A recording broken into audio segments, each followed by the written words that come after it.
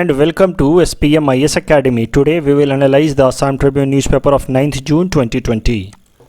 Please note you can download the PDF version of today's newspaper analysis by clicking the link given in the comment section. You can download the PDF version of April 2020 magazine from our website spmisacademy.com. You can also log on to our online portal online.spmisacademy.com to access some of our freely available video lectures. And we request you all to join our WhatsApp group through the link given in the description section for more updated study materials. This is the list of the topics that we will cover from today's newspaper. The first article is taken from editorial segment. It is about earthquakes in India and this topic is important from our syllabus paper 2 geography point of view. अगर आप अपना syllabus देखें तो वहाँ पे direct ये topic mention किया हुआ है important geophysical phenomena such as earthquakes. So यहाँ पे हम लोग अर्थक्वेक्स के बारे में और समझेंगे. सबसे पहले इस आर्टिकल के बारे में समझते हैं. So this article has been written in context of recent frequent earthquakes in New Delhi.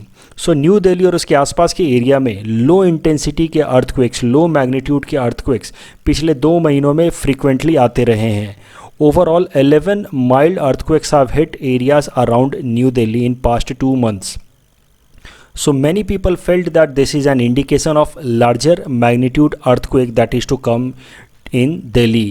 तो लोगों को ऐसा लग रहा है, कुछ एक्सपर्ट्स ने भी ऐसा कहा कि ये इंडिकेशन है कि एक लार्जर मैग्नीट्यूड का अर्थक्वेक हो सकता है कि हाल फिलहाल में अब दिल्ली के अंदर आए. तो इस आर्टिकल में हम एनालाइज करेंगे कि आखिर क्या क्या फैक्टर्स हैं जिसके कारण अर्थक्वेक्स आते हैं और उसके अगेंस्ट इंडिया की क्या वल्नरेबिलिटी है और क्या प्रिपरेडनेस है. इंडिया ने क्या तैयारी कर रखी है अगेंस्ट अर्थक्वेक और इंडिया किस किस तरीके से वल्नरेबल है अगेंस्ट अर्थक्वेक. और साथ ही साथ हम आसाम की भी वल्नरेबिलिटी देखेंगे अगेंस्ट अर्थक्वेक्स. सो अर्थक्वेक्स के बारे में एक बार ब्रीफली उसका एक डेफिनेशन देख लेते हैं. हम इसको एग्जाम में इस तरह से लिख सकते हैं. Earthquake is the violent shaking of the ground due to release of accumulated stress of the moving lithospheric और क्रस्टल प्लेट्स.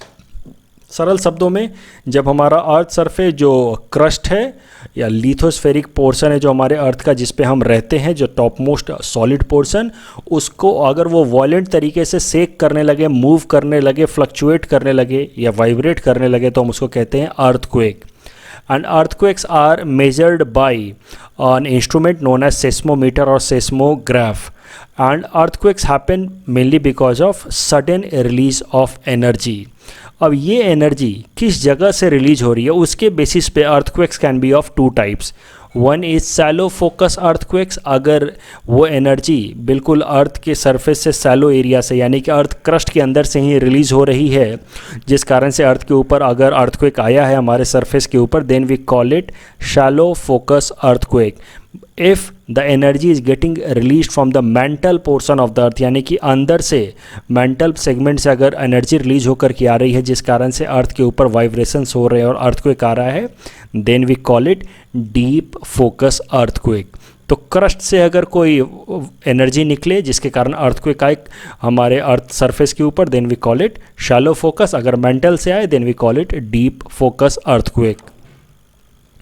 अब 2 टर्म्स हैं जो अर्थक्वेक से रिलेटेड हैं, फोकस एंड ईपी सेंटर. उसके बारे में भी यही समझ लेते हैं. सो देखो, the point where energy is released is called focus और हाइपोसेंटर. तो देखो, एक जगह होगा अर्थ के अंदर, या तो क्रस्ट में हो सकता है नहीं तो मेंटल में हो सकता है, जहाँ पे सडन किसी भी कारण से वहाँ से एनर्जी रिलीज हो सकता है कि वहाँ पे वोल्केनिक इरप्शन होना शुरू हो जाए इनसाइड द अर्थ, या कोई और भी कारण हो सकता है जहाँ से सडन एनर्जी रिलीज होना शुरू हो. आपको पता है कि एनर्जी रिलीज होती है in the form of wave और वो वेव बॉडी वेव्स में के फॉर्म में चलती है इनसाइड द अर्थ सरफेस. जब वो सरफेस पे पहुँचती है तब फिर वो सरफेस वेव की तरह मूव करती है on the surface of the अर्थ, और जब वो सरफेस वेव की तरह मूव करती है on the surface of the अर्थ तब हमारा अर्थ सरफेस शेक करता है, वाइब्रेट करता है और तब हमें अर्थक्वेक एक्सपीरियंस होता है. और उसी को हम अर्थक्वेक कहते हैं when our earth surface starts vibrating fluctuating with large frequency. तो कहीं ना कहीं से तो अर्थ के इंटीरियर से एनर्जी रिलीज होगी. अगर सैलो फोकस अर्थक्वेक है then energy is getting release from the crust segment. If it is deep focus then energy is getting release from the mantle segment. चाहे जहाँ से भी एनर्जी रिलीज हो रही हो, that region is known as focus और hypocentre of the earthquake. उसके अलावा जो दूसरा टर्म होता है that is known as epicentre. The point on the surface of the earth directly above the focus is called EP centre. तो मान लो यहाँ से एनर्जी रिलीज हो रही है जिस कारण से हमारे अर्थ के ऊपर अर्थक्वेक आया है, तो उसके जस्ट ऊपर वाला पॉइंट जो अर्थ सरफेस पे है, the point that is nearest on the earth surface with respect to this focus is known as EP centre.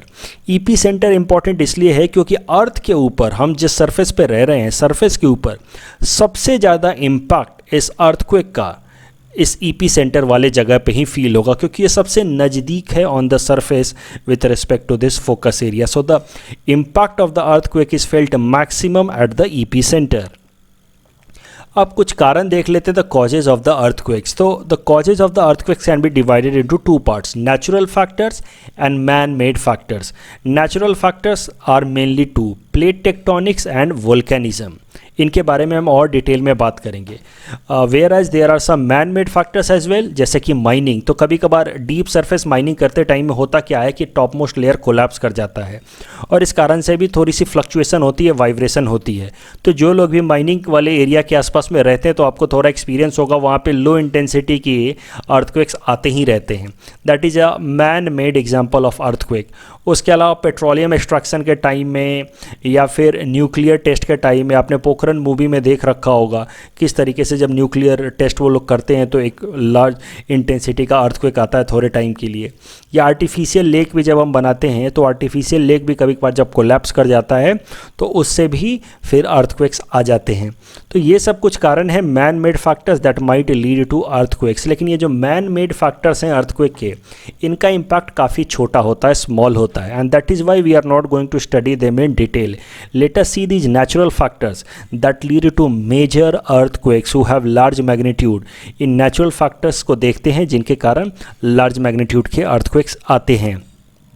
सबसे पहला है प्लेट टेक्टोनिक्स।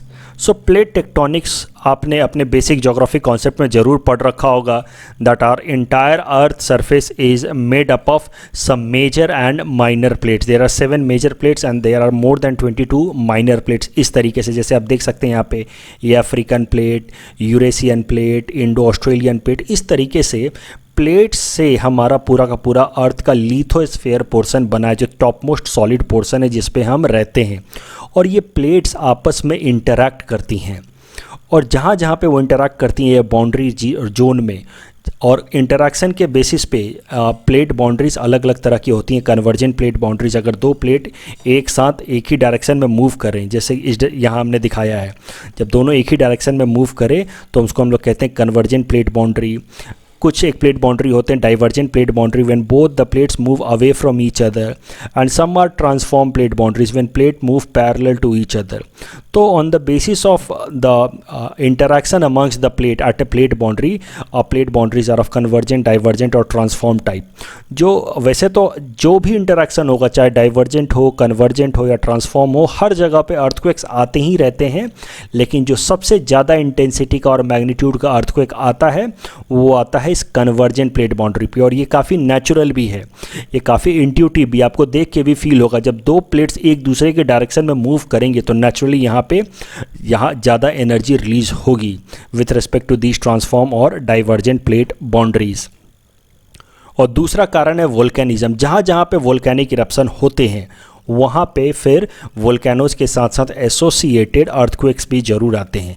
लेकिन अब आप देखो, कुछ एक वोल्केनोज होते हैं जो अर्थ के कन्वर्जेंट प्लेट बाउंड्रीज पे क्रिएट होते हैं, कुछ इस तरीके से। आपने अपने बेसिक ज्योग्राफी में जरूर पढ़ रखा होगा, जब O and C plate boundaries converge होते हैं तो सी प्लेट बाउंड्री जो ओ प्लेट बाउंड्री जिसकी डेंसिटी ज़्यादा है वो धीरे धीरे सबडक्ट होने लगता है, और जब वो सबडक्ट होकर के मेंटल सेगमेंट में जाता है तो वहाँ वो मेल्ट होता है और सडन तरीके से फिर बर्स्ट होता है in the form of volcano.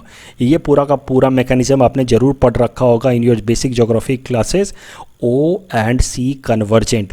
और जब इस तरह की वोल्केनिक इरप्शन होती है तो ये वोल्केनिक इरप्शन के कारण इसके साथ साथ आसपास के एरिया में काफ़ी सारा लैंड भी फ्लक्चुएट करता है, वाइब्रेट करता है, जिसको हम कहते हैं earthquake. So the point that I am trying to make कि देखो वोल्केनोज तो दो तरीके के हो सकते हैं, एक volcanoes that are associated with convergent plate boundaries and another volcanoes that are not associated with plate boundaries. दोनों ही तरह के वोल्केनोज में अर्थक्वेक्स आते हैं, but those volcanoes that are associated with plate convergent plate boundaries they are much more violent and dangerous.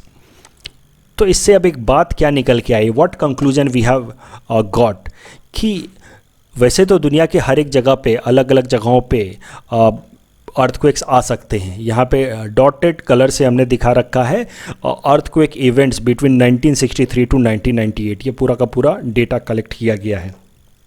तो आप देख सकते हैं कि दुनिया के अलग अलग जगहों पे अर्थक्वेक्स आ सकता है, लेकिन जो प्लेट बाउंड्री वाला रीजन है वहाँ पे अर्थक्वेक आने की इंटेंसिटी और फ्रीक्वेंसी ज़्यादा है, और साथ ही साथ वो प्लेट बाउंड्रीज जो कन्वर्जेंट प्लेट बाउंड्रीज हैं वहाँ पे तो फ्रीक्वेंसी अर्थक्वेक की और भी ज़्यादा है, क्योंकि जो कन्वर्जेंट प्लेट बाउंड्रीज होते हैं, खासकर वो convergent plate boundaries that are between O and C, यानी कि ocean and continent convergent plate boundaries, वहाँ पे सबडक्शन होने के कारण वोल्केनिज्म भी आता है, और वोल्केनिज्म के कारण वहाँ पे और भी ज़्यादा फ्रीक्वेंसी हो जाती है अर्थक्वेक्स की। आप देख सकते हैं ये पैसिफिक रिम ऑफ फायर, जहाँ पे फ्रीक्वेंट, ये पैसिफिक रिम ऑफ फायर जहाँ पे फ्रीक्वेंट वोल्केनिक इरप्शंस होते रहते हैं, वहाँ पे आप देखो कितना डेंस रिप्रेजेंटेशन है अर्थक्वेक्स का। एक बार जरा देखते हैं अर्थक्वेक जोन्स इन इंडिया। तो देखो ब्यूरो ऑफ इंडियन स्टैंडर्ड्स ने इंडिया के टेरिटरी को, इंडिया के लैंड को 4 सेस्मिक जोन्स में क्लासिफाई किया है। Seismic zone number 2, 3, 4, 5। यस, आपने सही सुना, सेस्मिक जोन नंबर 1 नहीं है हमारे देश में। डायरेक्टली ये नंबरिंग स्टार्ट होती है सेस्मिक जोन नंबर 2, 3, 4, 5 से। देखो seismic zone number 5 is the one that is most seismically active, मतलब सबसे ज़्यादा डेंजरस है, while seismic zone 2 is the one that is least active, मतलब सबसे ज़्यादा वो सेफ है।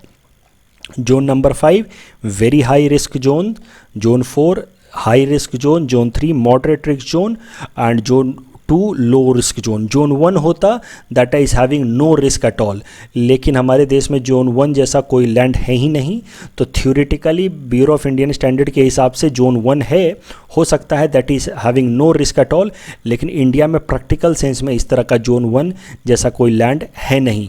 अब आप देखोगे, अगर आप मार्क करोगे, और जो थ्योरी कॉन्सेप्ट हमने अभी तक सीखे हैं कि जो प्लेट कन्वर्जेंट वाला एरिया होता है उस एरिया में अर्थक्वेक की फ्रीक्वेंसी सबसे ज़्यादा होती है और इंटेंसिटी सबसे ज़्यादा होती है। तो इस कारण से आप देखोगे कि यहाँ पे एक लोकल फॉल्ट है गुजरात के आसपास, इस कारण से 2002 में एक बहुत ही मेजर अर्थक्वेक आया था भुज में, गुजरात में।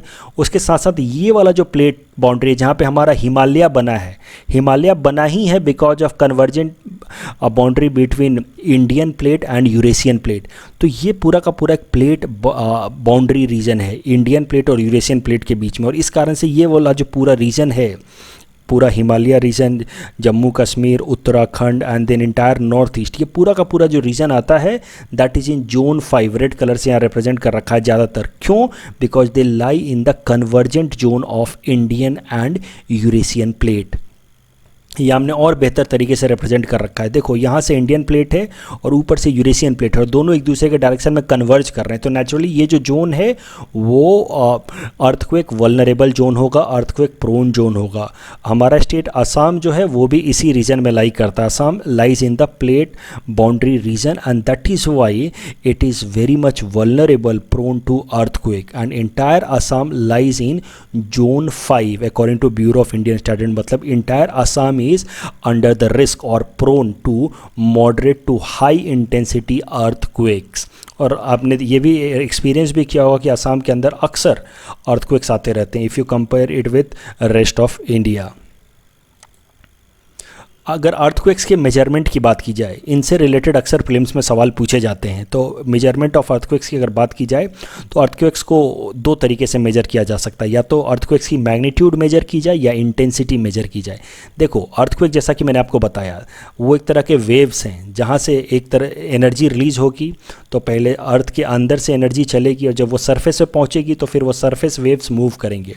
तो वेव्स की अपनी एक एम्पलीट्यूड होती है या मैग्नीट्यूड होता है, यानी यानी कि जितना रेंज होता है उनके वाइब्रेशन का, और वो जो मैग्नीट्यूड है अर्थक्वेक का, मतलब अर्थक्वेक से द्वारा क्रिएटेड वेव्स का, सरफेस वेव्स का, उसको जब हम मेजर करते हैं then we call it magnitude of the earthquake. And magnitude of the earthquake मतलब the amplitude of the earthquake waves. Amplitude मतलब ये वेव्स है, अगर इस तरह से वेव्स बन रहे हैं तो जो उसका अपर और लोअर मोस्ट रीजन का जो लेंथ है उसको हम कहते हैं उसकी एम्पलीट्यूड या फिर मैग्नीट्यूड. और एम्पलीट्यूड या magnitude of an earthquake wave is measured on Richter scale, जो वेरी करता है फ्रॉम 1 to 10. अक्सर आप न्यूज़ में सुनते रहते होंगे रिक्टर स्केल 5 का अर्थक्वेक आया, रिक्टर स्केल 6 का अर्थक्वेक आया. तो एक्चुअली वो Richter scale 5-6 is representing the magnitude of the earthquake wave. अगर कम है रिक्टर स्केल मतलब उसकी मैग्नीट्यूड कम थी, यानी कि उसका इम्पैक्ट भी कम होगा. If it's Richter scale is more than 8 that means that was a huge intensity, huge magnitude earthquake, और उसका इम्पैक्ट भी बहुत ज़्यादा हो सकता है. उसका जो दूसरा तरीका है अर्थक्वेक को मेजर करने का वो है intensity. Intensity measures the strength of the earthquake at a certain locations. Intensity is determined from effect on people, human structure and natural environment. तो इंटेंसिटी मेजर करने में देखा जाता है कि जो भी हमारा स्ट्रक्चर है, बिल्डिंग्स हैं, रोड्स हैं, उन पे कितना इम्पैक्ट पड़ा है. अगर उनमें ज़्यादा डैमेजेज हुए हैं तो हम कहते हैं कि उसकी अर्थक्वेक की इंटेंसिटी ज़्यादा थी. अगर कम डैमेज हुआ है तो हम कहते हैं कि अर्थक्वेक की इंटेंसिटी कम थी. An intensity is measured on Mercalli scale that varies from 1 to 12. इन दोनों से रिलेटेड मैग्नीट्यूड या इंटेंसिटी एंड Mercalli स्केल या रिक्टर स्केल से related as it is UPSC prelims में सवाल पूछे जाते हैं. तो अब उम्मीद करते हैं कि एपीएससी प्रीलिम्स में भी इससे रिलेटेड सवाल आ सकते हैं. The next article is taken from national segment. It is about Delhi government challenged in High Court, Delhi High Court. This topic is important from our syllabus paper 3 Indian Constitution point of view. सबसे पहले news article समझते हैं. तो देखो, Delhi government ने 7 जून को एक announcement किया था कि दिल्ली गवर्नमेंट की जो भी हॉस्पिटल्स हैं या जो भी प्राइवेट एंटिटीज़ हॉस्पिटल्स हैं दिल्ली की, they will treat only Delhi residents during the corona virus crisis. तो जब तक ये क्राइसिस चल रहा है तब तक दिल्ली के जो भी गवर्नमेंट हॉस्पिटल्स हैं, दिल्ली गवर्नमेंट के अंदर या दिल्ली के अंदर जो भी प्राइवेट एंटिटीज़ हैं, हॉस्पिटल एंटिटीज़, वो सिर्फ दिल्ली के लोगों का ही इलाज करेंगे. जो सेंट्रल गवर्नमेंट के हॉस्पिटल्स हैं दिल्ली में, वहाँ पे कोई इस तरह का रिस्ट्रिक्शन नहीं होगा. अब इस तरह के ऑर्डर के बाद दिल्ली गवर्नमेंट के बहुत सारे पिटिशंस फाइल किए गए हैं दिल्ली हाई कोर्ट में, चैलेंजिंग दैट ये जो ऑर्डर है जो दिल्ली गवर्नमेंट ने रिलीज़ किया है, it is unconstitutional and discriminatory. जो पिटिशनर्स हैं उनका ऐसा मानना है कि this order is violative of article 15 of the Indian constitution that guarantees right to equality. अगर आप article 15 of the Indian constitution पढ़ें, उसका जो पहला सब क्लॉज है, then it says that the Indian constitution prohibits discrimination of Indians on the basis of religion, race, caste, sex और place of birth. तो जो हमारी भारत सरकार है या कोई भी और गवर्नमेंट अथॉरिटी है, वो इंडियंस को डिस्क्रिमिनेट नहीं कर सकती, अपने सिटीजन्स को डिस्क्रिमिनेट नहीं कर सकती on the basis of religion, race, caste, sex, place of birth. और ये जो ऑर्डर है दिल्ली गवर्नमेंट का, according to these petitioners, the government is discriminating on the basis of place of birth as it treats a person residing in Delhi area but not the one who is from outside and living in Delhi. तो अब देखते हैं इस पे high court, Delhi high court का क्या judgement आता है. लेकिन ये पूरा का पूरा जो डेवलपमेंट है इसको हम अपने आंसर राइटिंग में इस्तेमाल कर सकते हैं. कैसे, वो भी ज़रा देखते हैं. पहला, इसको हम एक एग्जांपल की तरह यूज कर सकते हैं when there is a question on fundamental right versus federalism. तो फेडरलिज्म आप सब जानते हैं, it's a principle that provide certain power to the state governments, it provide certain autonomy to the state governments, कि वो अपने स्टेट के administration को कुछ एक ऑटोनोमस तरीके से रन कर सकें. बट समटाइम्स फेडरलिज्म इम्पैक्ट्स और वायलेट्स फंडामेंटल राइट्स.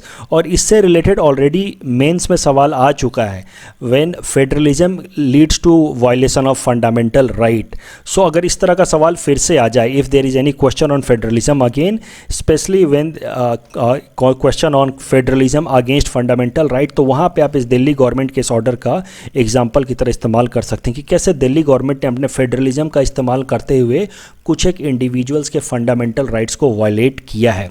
वैसे हमें इस पे और वेट करना होगा, we must wait for Delhi high court to give its verdict. क्या दिल्ली हाई कोर्ट सच में ऐसा मानती है कि this is violation of fundamental rights, वो भी हमें एक बार देखना होगा।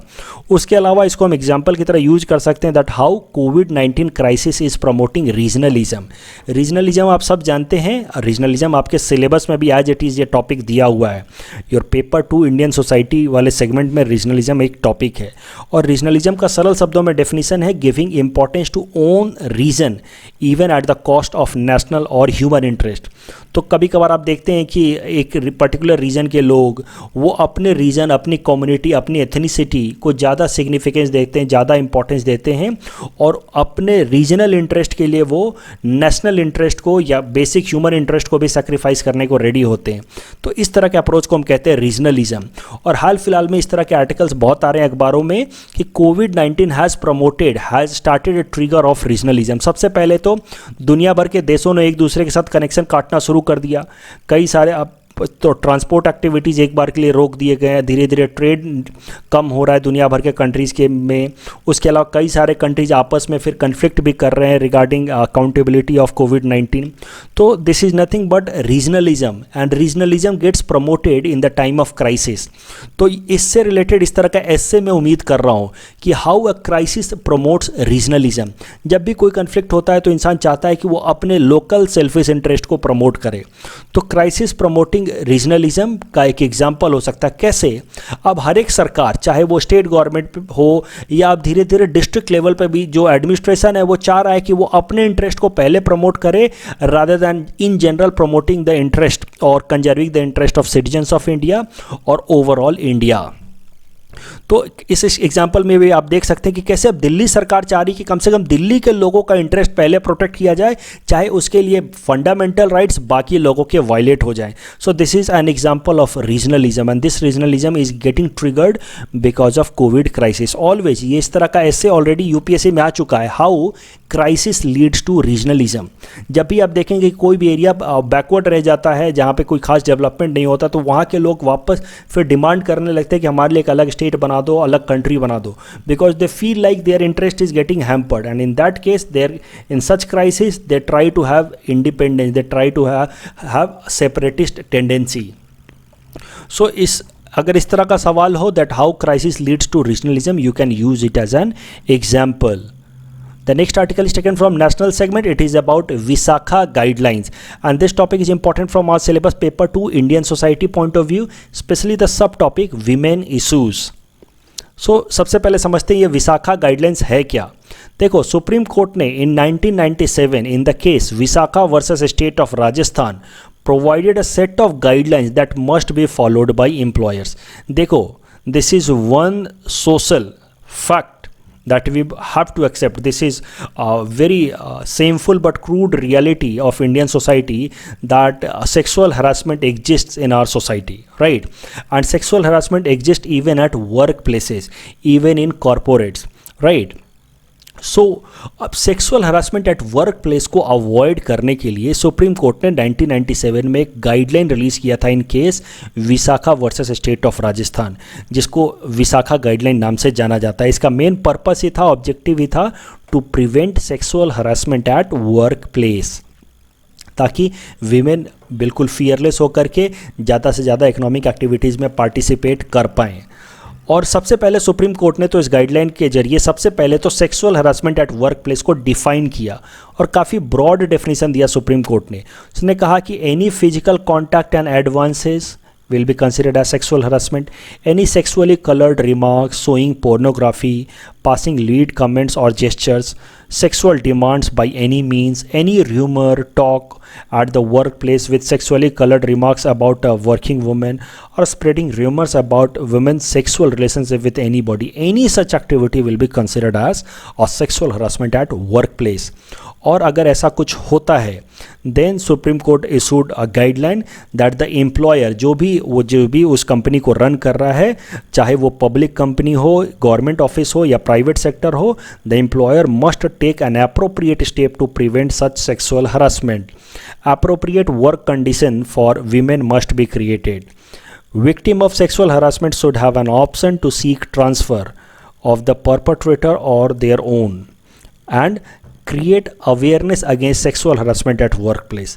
अब आप ये गाइडलाइंस अगर ध्यान से देखेंगे तो आपको समझ आ जाएगा कि इसमें कोई भी कंक्रीट डायरेक्शन नहीं है जिसकी मदद से sexual harassment at work place को बिल्कुल इफेक्टिव तरीके से कंट्रोल किया जा सके, since this is just a guideline and not a law. और इस कारण से sexual harassment at work place कम नहीं हुआ despite supreme court's directive under Vishakha guideline. और इस कारण से भारत सरकार ने 2013 में एक कानून बनाया, sexual harassment of work women at work place prevention prohibition and redressal act. तो विशाखा गाइडलाइन को फर्दर एक्सटेंड करते हुए भारत सरकार ने एक प्रॉपर कानून बनाया और इस कानून की मदद से अब sexual harassment at work place को कैसे रोका जाए उसके लिए प्रॉपर स्टेप्स दिए हैं। अब पहले ये सिर्फ एक गाइडलाइन था और ये इसका पूरा अमॉर्फस स्ट्रक्चर था, कंक्रीट डायरेक्शन नहीं था। अब भारत सरकार ने इस एक्ट की मदद से एक कंक्रीट गाइडलाइंस बनाए हैं, एक कंक्रीट लॉ बनाया है जिसके हिसाब से कोई भी ऐसी कंपनी, कोई भी ऐसा ऑर्गेनाइजेशन जिसमें 10 या 10 से ज़्यादा एम्प्लॉय काम करते हैं, उन सारे ऑर्गेनाइजेशन में एक इंटरनल कंप्लेंट कमेटी होनी चाहिए। तो पहले से ही हर एक ऑर्गेनाइजेशन में जहाँ पे 10 या 10 से ज़्यादा एम्प्लॉय काम करते हैं उनकी अपनी एक इंटरनल कंप्लेंट कमेटी होनी चाहिए and that committee should be chaired by a woman, member of that organisation. और अगर कोई भी कंप्लेन वुमेन विक्टिम द्वारा आता है of sexual harassment at work place तो ये इंटरनल कंप्लेंट कमेटी फिर इन्वेस्टिगेशन स्टार्ट करेगी और ये अपनी इंक्वायरी कंप्लीट करेगी विद इन 90 डेज। और अगर जो एलिगेशन प्रूव हो जाता है, जो भी वुमेन विक्टिम ने एलिगेशन लगाए हैं, चार्जेस लगाए हैं, अगर वो एलिगेशन प्रूव हो जाता है तो फिर ये internal complaint committee of that organisation will recommend the employer to take action for sexual harassment. तो सेक्सुअल हरासमेंट के अगेंस्ट जो भी एक्शन लेना होगा वो इंटरनल कंप्लेंट कमेटी जो भी कंपनी के ओनर्स हैं उनको रिकमेंड करेगी कि आप एक्शंस लें। अब देखो अलग अलग कंपनी के अपने अपने रूल्स होते हैं, अपने अपने प्रोविजंस होते हैं according to their own rule book. तो जो भी उनके रूल बुक के हिसाब से sexual harassment at work place के अगेंस्ट जो भी एक्शंस होंगे वो इंटरनल कंप्लेंट कमेटी के रिकमेंडेशन के बाद वो कंपनी के ओनर्स उस तरह का एक्शन ले लेंगे। आपको एक बात अच्छे से ध्यान रखनी है, कोई भी sexual harassment at work place होता है तो उसका जो क्रिमिनल एक्शन है, जो भी क्रिमिनल पार्ट है, राइट, वो तो होगा ही होगा, वो तो कोर्ट में होगा ही होगा, पुलिस तो अपना काम करेगी ही करेगी, साथ ही साथ वो ऑर्गेनाइजेशन के अंदर इंटरनल कंप्लेंट कमेटी भी अपना काम करेगी और ऑर्गेनाइजेशन के अपने रूल्स होंगे। हो सकता है उस रूल के हिसाब से अगर कोई भी एम्प्लॉय के अगेंस्ट इस तरह का sexual harassment at work place prove हो जाता है उसको नौकरी से निकाल दिया जाएगा या उसके ऊपर हेवी पेनल्टी लगाया जाएगा। तो जो भी उस कंपनी के अपने रूल्स होंगे वो अलग से लगाए जाएंगे according to the recommendation of internal complaint committee. लेकिन इसमें एक प्रोविज़न और भी है इस एक्ट में regarding false complaint, that in case of false or malicious complaint and false evidence, the internal complaint committee may recommend the employer to take full action against the woman who has made the complaint। मतलब जिस women ने complaint register किया है और अगर ये साबित हो जाता है in front of internal complaint committee कि इस वुमेन ने झूठा आरोप लगाया है, फॉल्स मलिशियस कंप्लेंट किया है, तो उस वुमेन के खिलाफ भी एक्शन लिया जा सकता है according to recommendation made by internal complaint committee. और प्रॉब्लम क्या है कि इस प्रोविज़न का बहुत ज़्यादा मिसयूज होता है क्योंकि बहुत बार ऐसा होता है कि जो कंपनी के हायर पोस्ट के लोग होते हैं, जो इन्फ्लुएंशियल लोग होते हैं, they are engaged in such activity sexual harassment at work place. और वैसे टाइम में बहुत बार ऐसा होता है कि इंटरनल कंप्लेंट कमेटी की जो इंक्वायरी है उसको मैनिपुलेट कर देते हैं वो ऑफेंडर्स और फिर internal complaint committee rather than recommending punishment against the offender वो रिकमेंड कर देती है to punish the women victim itself. तो इस कारण से इस प्रोविज़न का काफ़ी ज़्यादा क्रिटिसिज्म भी होता है। कई दफ़ा डिमांड भी रेज किए गए कि इस प्रोविज़न को हटा दिया जाए bye amending this women at work place prevention and provision of sexual harassment. तो इस एक्ट को अमेंड करके इस प्रोविज़न को हटा दिया जाए, ये डिमांड भी चलते रहते हैं। लेकिन प्रॉब्लम ये है कि अगर इसको हटा दिया गया then the chances of false complaints में also rise. The next article is taken from economy segment. It is about Indian economy to contract according to World Bank. This topic is important from our syllabus paper 4 Indian economy point of view. सबसे पहले news article समझते हैं। तो देखो world bank ने अपने एक report जिसका नाम है ग्लोबल इकोनॉमिक प्रोस्पेक्ट रिपोर्ट, उसके हिसाब से प्रोजेक्ट किया है that Indian economy will contract by 3.2% in the fiscal year 2020-21। Forget about growth we will contract in the upcoming fiscal year, जिसको हम अभी जी रहे हैं, जिसमें हम अभी हैं. And reason for contraction is quite obvious: COVID-19 and associated pandemic and lockdown. Overall global economy की भी हालत देखें तो वो सिमिलर ही है.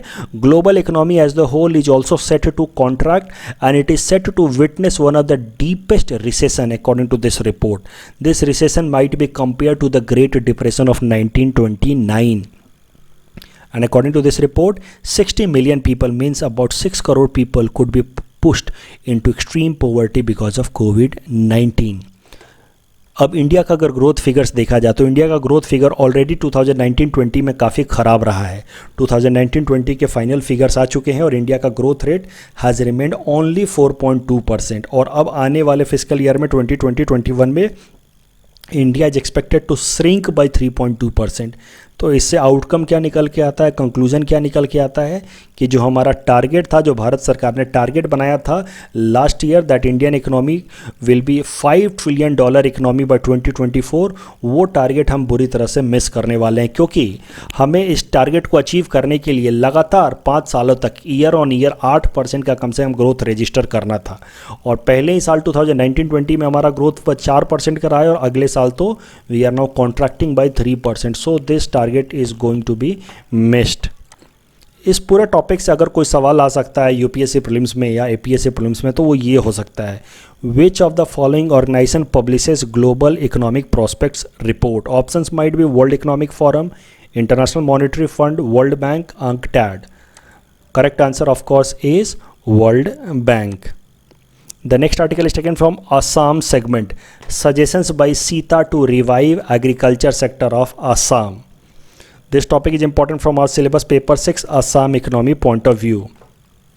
सबसे पहले न्यूज़ आर्टिकल समझते हैं. तो देखो, according to an estimate by Sita and other economists of Assam, agriculture sector has incurred a loss of about 4,061 crore because of COVID and associated lockdown. And that is why Sita has suggested some measures to the state government of Assam to revive Assam agriculture. Sita आप सबको पता ही होगा, कई दफ़ा मैं भी बता चुका हूँ. It stands for state innovation and transformation Aayog. It is a think tank of government of Assam. जैसे नीति आयोग है भारत सरकार के लिए, सेंट्रल गवर्नमेंट के लिए, इसी तरीके का एक थिंक टैंक है असम गवर्नमेंट के लिए जिसका नाम है Sita, state innovation and transformation आयोग. अब ये आर्टिकल इम्पॉर्टेंट इसलिए है क्योंकि सीता के जो भी रिकमेंडेशंस हैं या सजेशंस हैं वो आप एज इट इज़ याद कर लो. सीता के recommendations to revive agriculture sector of Assam. तो मुझे पूरी उम्मीद है कि एपीएससी मेंस में इस तरह के सवाल आ सकते हैं कि एग्रीकल्चर सेक्टर को क्या नेगेटिव इम्पैक्ट हुआ है बिकॉज ऑफ कोविड-19 और क्या क्या स्टेप्स लिए जा सकते हैं in order to revive agriculture sector. तो आप अपने मन से जो भी पॉइंट लिखेंगे उससे आपको ज़्यादा पॉइंट्स नंबर नहीं मिल पाएंगे. बट अगर आप इस तरह से मेंशन करके लिखें कि according to an estimate made by Sita, these are the steps that can be taken in order to revive Assam agriculture after COVID-19, तो आपको बेहतर मार्क्स मिलेंगे. तो ये 4 सजेशंस एज इट इज़ आप याद कर लो. Formation of an agriculture task force immediately to develop agriculture sector and sub-sector wise agriculture economy reviving plans should be made. States should approach the central government for a special permission to utilize the part of non-lapsable pool of fund meant for northeastern states which is worth rupees 5,000 crores. Loans taken by farmers for Rabi crop last year should be waived off and insurance policies for crop and animal should be made mandatory. अभी कैसा है कि प्रधानमंत्री फसल बीमा योजना है तो, लेकिन उसके अंतर्गत बहुत कम फार्मर्स हैं जो कवर्ड हैं. बहुत कम फार्मर्स हैं ऐसे असम के जिन्होंने इस योजना को यूटिलाइज़ किया है, इसके अंदर अपने आप को रजिस्टर किया है. तो अब सीता ने रिकमेंड किया है कि सारे के सारे फार्मर्स के लिए मैंडेटरी कर दिया जाए कि वो अपने क्रॉप्स या एनिमल्स को इंश्योर करें इन मैंडेटरी मैनर. इससे फ़ायदा ये होगा कि जो फार्मर्स हैं उनकी इनकम स्टेबल होगी. इन 4 रिकमेंडेशंस को आप एज इट इज़ याद करें. And if there is any question on covid impact on agriculture in Assam and steps that might be taken to revive agriculture of Assam, वहाँ पे आप इन सबको लिख सकते हैं. In our segment Target UPSC Prelims 2020, today we'll cover topic number 425 to 427. Topic number 425 is about agreement for bringing peace to Afghanistan. This agreement was signed between Taliban and American representatives in Doha, Qatar. And according to this agreement, the US will pull out its troops out of Afghanistan after nearly 19 years, while Taliban has promised that it will prevent any kind of terrorist attacks in Afghanistan, including any kind of attack by Al Qaeda. So please attempt this question that is based on this topic. Topic number 426 is about Kalinje ecotourism. Kalinje ecotourism is a part of community-based conservation initiatives taken up by the Mangrove and Marine Biodiversity Conservation Foundation of Maharashtra Forest Department for the upliftment of local communities and promotion of mangrove and marine biodiversity conservation. Please attempt this question that is based on this topic. Topic number 427 is about ultra mega renewable energy parks. The Ministry of New and Renewable Energy aims to set up ultra mega renewable energy parks with capacity of total 50 gigawatts in the state of Gujarat and Rajasthan. The initiative could be one of the largest renewable energy investment program in the world. Khavda in Gujarat and Jaisalmer in Rajasthan have been identified for renewable energy parks of 25,000 megawatts each. Please attempt this question that is based on this topic. This is the answer of question number 422 to 424 that we had given in yesterday's newspaper analysis. Today's question 425 to 427 can be attempted by students, and you can give the answer in the comment section. We will be sharing answer of these questions in tomorrow's newspaper analysis. That's all from our side for today. Thanks for watching.